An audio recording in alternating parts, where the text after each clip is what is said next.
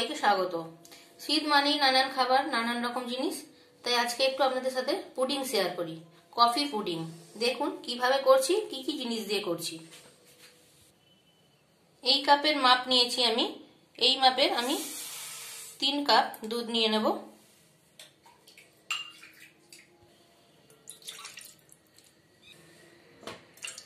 তিন কাপ দুধ নিয়ে নিলাম।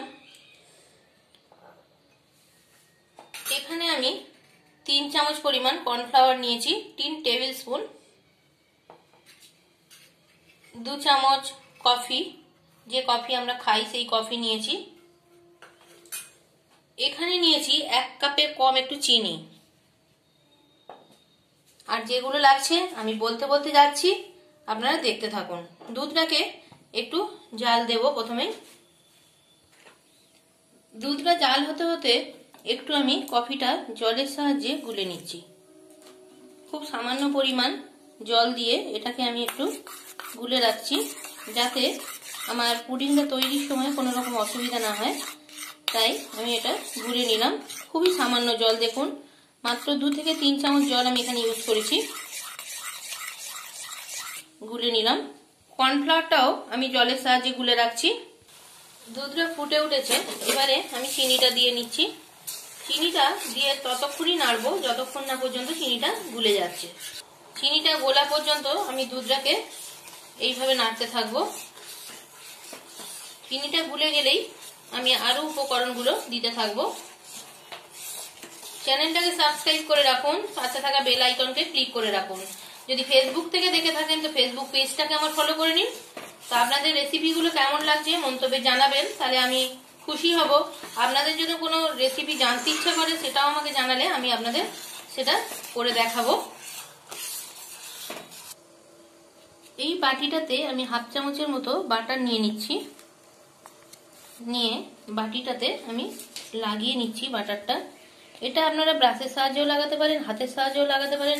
আমি যেহেতু সুবিধার জন্য হাতেতেই লাগাচ্ছি, কেননা সব সময় সবার কাছে ব্রাশটা থেকে থাকে না।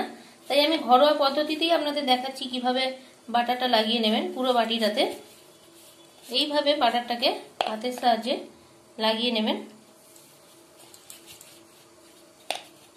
কেন এই বাটিটাতেই আমি পুডিংটা বসাবো, তাই আমি বাটিটা রেডি করে নিচ্ছি।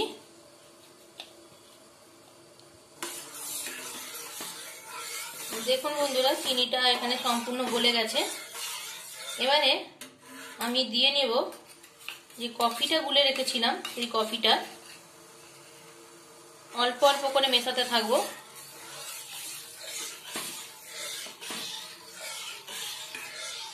সমানে এটা নেড়ে যেতে হবে।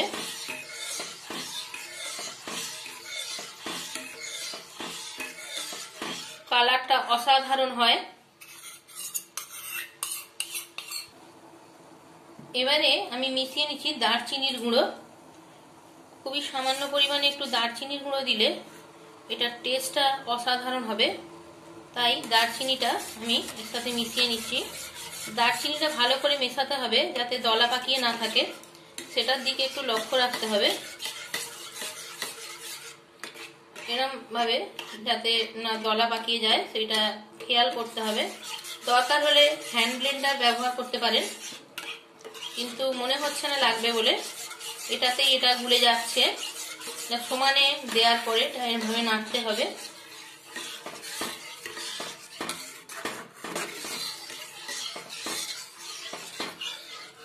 এবারে আমি কি করব, যে কর্নফ্লাওয়ারটা গুলে রেখেছিলাম সেইটা আস্তে আস্তে, দেখুন দারচিনিটা পুরো গুলে গেছে, কোনো রকম দলা বা কিছু হয়নি।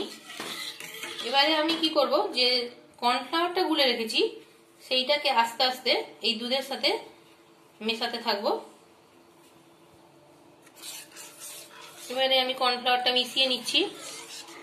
কর্নফ্লাওয়ারটা মেশাবার সময় মাথায় রাখতে হবে যাতে হাত না থামে। কর্নফ্লাওয়ারটা অল্প অল্প করে দিতে থাকবো, আর সমানে এটাকে আমি হাতটাকে নেড়ে যাব, যাতে কোনো রকম দলা পাকিয়ে না যায় বা থিকনেসটা যাতে ঠিকঠাক থাকে। সেই জন্য এইভাবে ঠিক নাড়িয়ে নাড়িয়ে নিয়ে নিতে হবে। পুডিং একটা সুস্বাদু খাবার। এটা সবাই খেতে ভালোবাসে, বিশেষ করে বাচ্চারা। দারুণ খেতে হয় এটা। এটা ততক্ষণই নাড়বো যতক্ষণ পর্যন্ত এই ঘনত্বটা না ঠিকঠাক হবে। দেখুন বন্ধুরা, এটা আমার পুরোপুরি রেডি হয়ে গেছে। এবারে আমি এটা নামিয়ে নিচ্ছি। তার মধ্যে এটা আমি ঢেলে দিচ্ছি।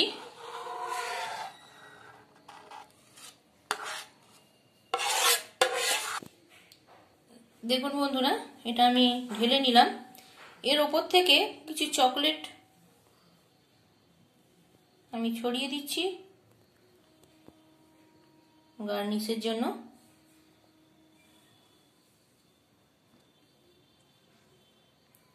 এটা আমি এখন 2 ঘন্টা ঠান্ডা হতে দেব। তারপরে আমি ফিরে আসব এটাকে দেখাতে। 2 ঘন্টা পর ফিরে এলাম। দেখুন, কফি পুডিং আমার রেডি হয়ে গেছে। এবারে এটাকে আমি পিস পিস করে পরিবেশন করব। এবারে আমি এটা বাটি থেকে ছাড়িয়ে নিয়ে দেখাচ্ছি আপনাদেরকে। দেখুন কত সুন্দর হয়েছে জিনিসটা। এটাকে আমি 2 মিনিটের জন্য গার্নিশ করে ফিরে আসছি। আমি গার্নিশটা করে নিচ্ছি চকলেট দিয়ে। যেহেতু এটা কফি পুডিং, তাই এতে চকলেটটা খুব ভালো যাবে, আর বাচ্চারাও খুবই খুশির সাথে খেয়ে নেবে।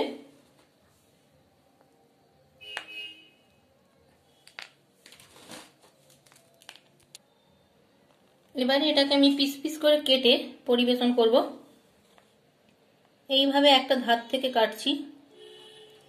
খুব সফট, খুব সুন্দর, ইয়াম্মি খেতে হয় এটা। দেখতেই পাচ্ছেন আমি কাটছি কিরম ভাবে। আমি এটাকে সন্দেশের মতো আকার ধারণ করে নেব, বা বরফিও করতে পারি। যার যেটা ইচ্ছা ওটা আপনাদের নিজেদের চয়েস।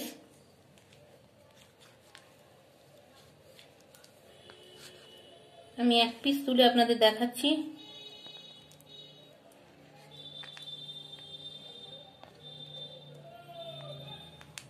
দেখুন কত সুন্দর সফটি তৈরি হয়েছে। এটা বাচ্চাদের দিলেই বাচ্চারা আনন্দ করে খেয়ে নেবে।